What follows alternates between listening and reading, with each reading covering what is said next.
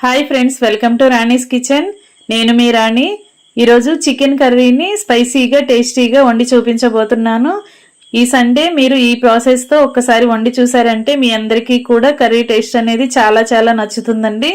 ఈ విధంగా నేను చూపించబోయే విధంగా ఒకసారి ట్రై చేసి చూడండి.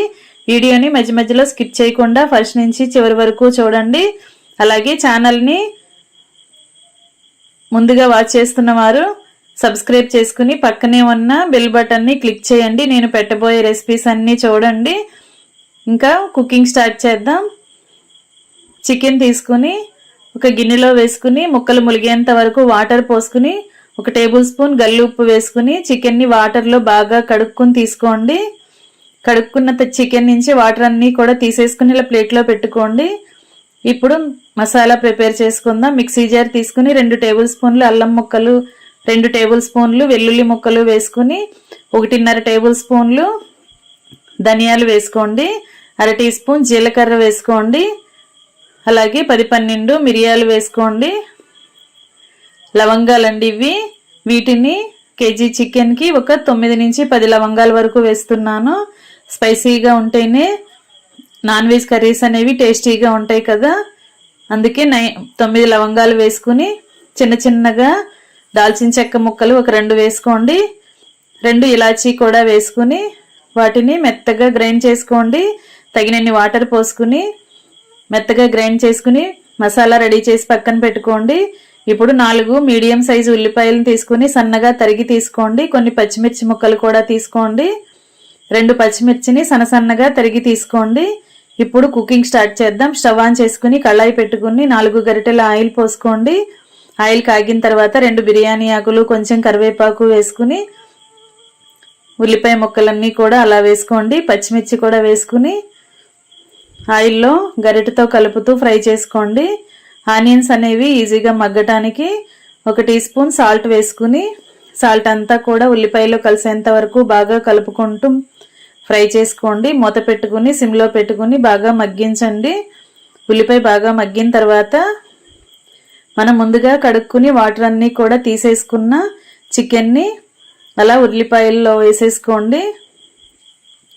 కర్రీకి సరిపడా సాల్ట్ వేసుకోండి. మీ టేస్ట్కి తగ్గట్టుగా గల్లుప్పు వేసుకోండి. చిటికెడు పసుపు కూడా వేసుకోండి. ఉప్పు అనేది తగ్గించి వేసుకోండి, ఎందుకంటే మనం ఉల్లిపాయల్లో ఫ్రై చేసుకున్నప్పుడు సాల్ట్ వేసాం కదా. చికెన్కి కొంచెం తగ్గించి వేసుకోండి. కర్రీ ప్రిపేర్ అయిన తర్వాత చివరిలో కర్రీని టేస్ట్ చూసుకుని సాల్ట్ అనేది యాడ్ చేసుకోవచ్చు. ఇప్పుడు కేజీ చికెన్కి 3 టేబుల్ స్పూన్లు కారం యాడ్ చేశాను. మీరు మీ స్పైసీనెస్కి తగ్గట్టుగా కారాన్ని యాడ్ చేసుకోండి. ఇప్పుడు 2 గ్లాసులు వాటర్ పోసుకోండి. ముక్కల్ని వాటర్లో ములిగేంత వరకు కలుపుకొని కారం అంతా కూడా వాటర్లో కలిసేంత వరకు కలుపుకోండి.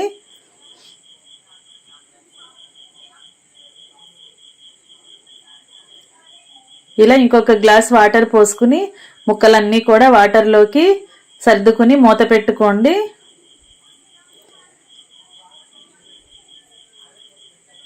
ముక్కలు ములిగేంత వరకు కూడా వాటర్ పోసుకుని బాగా గరిటెతో కలుపుకున్నట్లయితే మనం వేసుకున్న కారము, ఉప్పు అంతా కూడా ముక్కలకి బాగా కలుస్తూ ఉడుకుతుంది. ఫ్లేమ్ మీడియంలో పెట్టుకుని ఇలా బాగా ఉడికించండి. ఇలా ఉడుకుతున్నప్పుడు మధ్యలో మనం గ్రైండ్ చేసి పెట్టుకున్న మసాలా పేస్ట్ని ఒకసారి వేసేసుకుని మొత్తం అంతా కూడా కర్రీకి కలిసేంత వరకు బాగా కలపండి. గరిటెతో కూరని బాగా కలుపుతూ తిప్పుతున్నట్లయితే మసాలా అంతా కూడా ముక్కలకి బాగా కలుస్తుంది. మూత పెట్టుకుని కొంచెం సేపు ఉడికించినట్లయితే కర్రీ అనేది మంచి సువాసనతో, మసాలా వాసనతో ఉడుకుతూ ఉంటుంది. ఈ విధముగా ఉడికించిన తర్వాత మూత పెట్టుకుని 2 నిమిషాలు ఉడికించినట్లయితే గ్రేవీ అనేది చిక్కబడుతూ మన టేస్ట్కి తగ్గట్టుగా రెడీ అవుతుందండి. ఇప్పుడు కడిగి కట్ చేసి పెట్టుకున్న కొత్తిమీరని వేసుకుని కర్రీలో బాగా కలిసేంత వరకు కలపండి. కర్రీని టేస్ట్ చూసుకుని సాల్ట్ మీ టేస్ట్కి తగ్గట్టుగా సరిచూసుకోండి. ఇంకా వేడివేడి కర్రీని సర్వ్ చేసుకోవటమే. మరొక రెసిపీతో మళ్ళీ కలుద్దాం. Thanks for watching. నేను మీ రాణి.